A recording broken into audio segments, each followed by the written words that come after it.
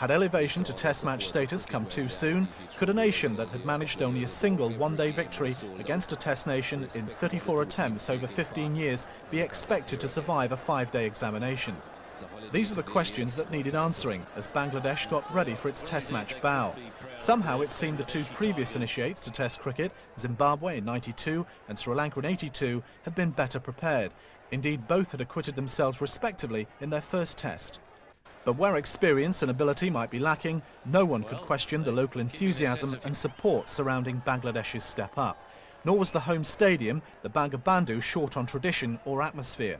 It had already played host to 36 one-day internationals and 8 tests dating back to 1954, when Pakistan played home tests there. The choice of first opponents for a one-off test was also a good one. The Indian team was full of players hero-worshipped in Bangladesh, and yet they had had as poor a record on the road as any of the other test nations. They'd not won an overseas test for 7 years. The first 2 days exceeded all of Bangladesh's expectations. Having won the toss, they went out to bat in front of 40,000 delirious supporters. A swashbuckling innings of 71 from 112 balls from Habibul Bashar took the new boys past the 100 mark for the loss of only 2 wickets. Oh, and that's it down the ground for 4. That's a very positive shot. He used his feet there, decided to smash it. Boy, the girls are out of their seats. Oh, and that one's gone through the gap and down to the fence for 4. Just a little bit lucky, but it brings up his half-century. So Habibul, in this inaugural Test match, has done what he no doubt has dreamt about. That's a fine shot. That's found the boundary too. His unfettered approach had the crowd on their feet, but newcomer Zahir Khan stopped him in his tracks. Yeah, this is going to be out. Yes, he's got in. That's it. Habibul out, caught at mid-on.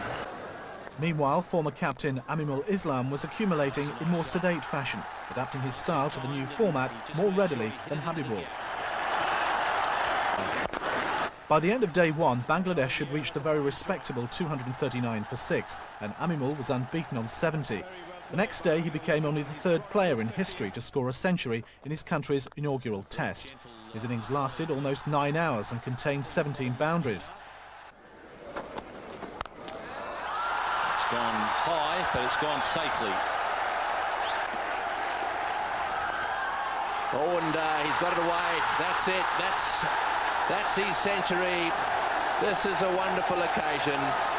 Off goes his helmet. A kiss there on the badge of Bangladesh. A few words of thanks. India's attack was missing the injured Anil Kumble, but the selected bowlers failed to capitalise on the home side's obvious nerves. Sunil Joshi bore the brunt of the workload and was rewarded with his first 5-wicket haul in tests. Still, Amimul's sterling effort of 145 and some useful tail-end runs saw Bangladesh to 400, a phenomenal performance. India's top order were expected to pulverise the home attack, but it didn't happen. The 2 best batsmen, Dravid and Tendulkar, were both caught before they had reached 30. And the spin combination of captain Namur Rahman and Mohammad Rafiq put Bangladesh in a strong position at 236 for 6. That's up in the air, they all go up and the finger goes up. That is a big wicket. Namur Rahman has struck here. That's a lovely piece of bowling again. It's accounted for Sabah Karim. By the end of day 3, however, India had reasserted themselves at 366 for 7, thanks to new captain Sourav Ganguly, who made 84, and Joshi, who made 71 not out.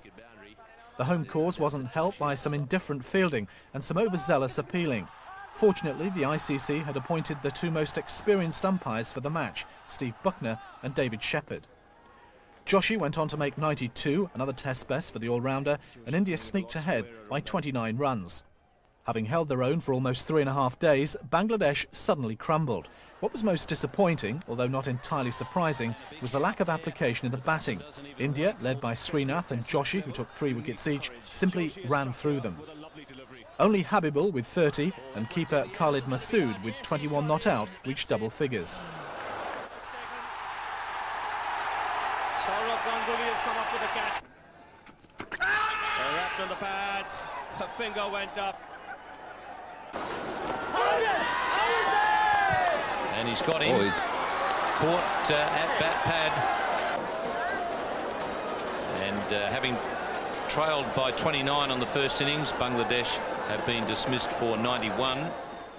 The disintegration was complete, and India knocked off the 64 runs they needed for the loss of 1 wicket. Dravid, with a quick-fire 41, saw them home that evening. Six.